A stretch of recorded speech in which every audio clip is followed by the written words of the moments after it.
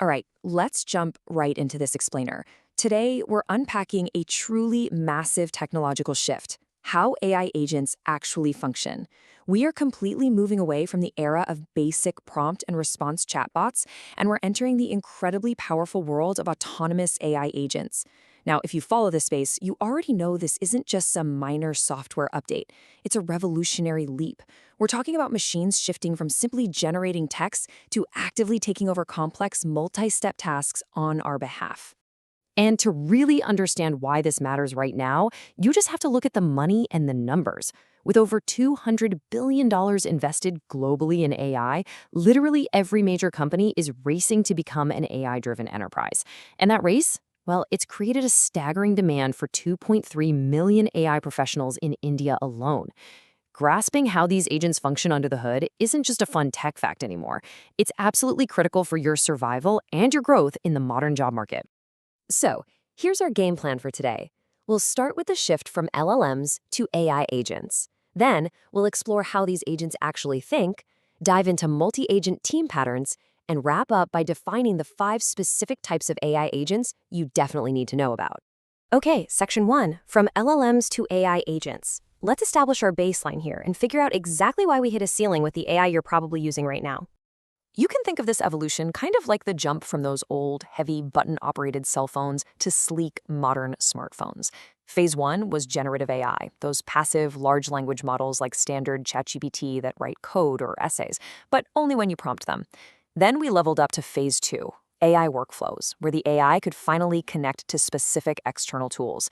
But now we're entering Phase 3. This is the era of fully autonomous AI agents that can actually reason, plan, and execute entirely on their own. To make this super concrete, let's compare them directly. If you ask a passive LLM to, say, schedule a meeting with Mr. Singh, it fails. It just tells you, hey, I don't have access to your calendar. It only knows its training data, right? Now, an AI workflow is definitely a step up. It can check your Google Calendar, find that 10 a.m. slot, and even hit a weather app API to tell you it's going to be cloudy. But here's the catch. You are still the human in the loop. You have to manually direct every single iteration, deciding exactly which tool the AI should use and exactly when to use it. Moving into Section 2, how AI agents actually think. Let's look at how we remove that human bottleneck entirely. The secret sauce here is the ReAct framework, which literally stands for reason and act. When you give an advanced AI agent a complex goal, like managing your entire social media presence, it doesn't just immediately start typing. First, it reasons through the problem. It breaks it down into logical steps, just like you or I would. It thinks, okay, I need to compile links, summarize them, and then write a post. Next, it acts by selecting the right tools, deciding totally on its own that a spreadsheet is best for compiling and a specific model is best for writing. And finally, it autonomously iterates to complete the task. No waiting around for your permission. This completely changes how work gets refined. In the old workflow, if an AI writes a post, you, the human, have to constantly prompt it, right? You say, make it funnier or make it a bit more polite. But with an AI agent, you get an autonomous critic bot. This is essentially another LLM running quietly in the background. It reviews the first draft, checks it against your original goal, and keeps instructing the primary agent to rewrite and improve the work until it's perfect. And it does this entirely on its own. A perfect example of this is Manus AI. This is wild. A user simply gave it one single prompt: plan a 3-day trip to Delhi and create a website for it. The agent just went to work. It autonomously browsed Wikipedia for historical sites, grabbed entry fees, checked timings, and without a single human click, it coded a completely functional HTML website with a daily itinerary. Then, it just downloaded the folders directly to the user's computer. Zero human intervention. The agent literally did the work of a researcher, a trip planner, and a front-end developer all at once. Which brings us to Section 3, multi-agent team patterns. Because things get really interesting when we scale up from a single agent's brain to a complete AI workforce. So while a single agent acts alone by accessing various tools to solve a problem, multi-agent systems use multiple LLMs working together.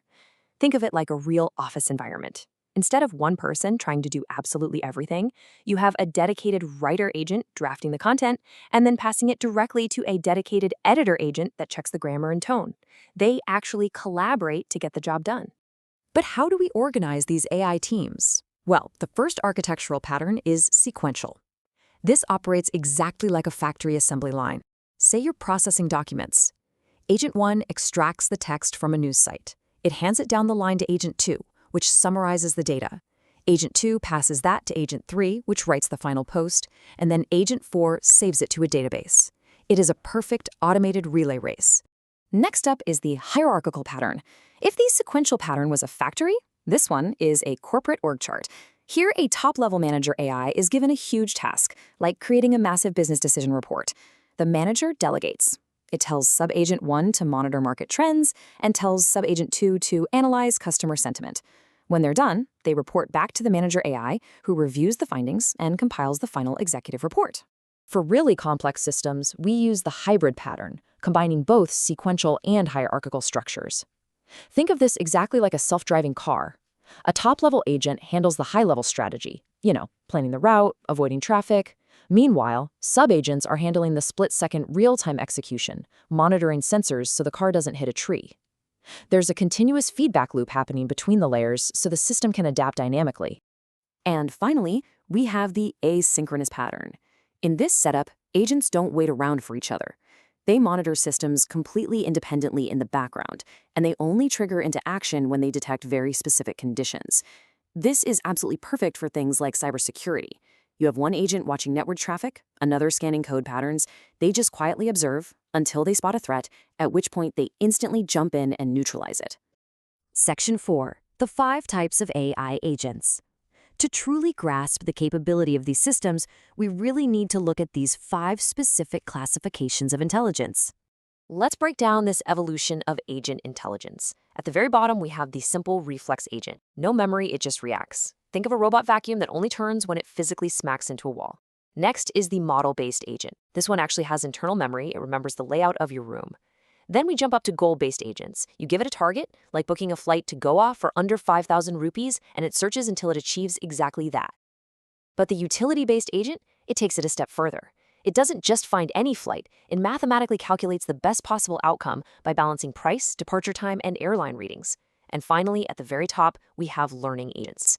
These act much more like us. They remember past interactions, learn from your feedback, and continuously improve their performance over time. So, what's the big takeaway here? Ultimately, what you should take away from this explainer is not a fear of job loss. This isn't about AI replacing developers or data scientists or HR teams. It's about utilizing these 5 agent brains as a massive 10x productivity multiplier in your daily workflows. The companies pouring billions into this tech aren't looking to eliminate humans. They're looking to hire humans who know exactly how to command and coordinate these autonomous agents to achieve incredible results. Which leaves us with this final provocative thought. As autonomous agents take over the tedious execution, the endless researching, the coding, the constant iterating, will your current skills make you the manager of these systems, or will they render you obsolete? Adapting your skill set to design, deploy, and manage these multi-agent workflows is the only way to thrive in this $200 billion economy. Thanks so much for joining me on this explainer, and keep exploring.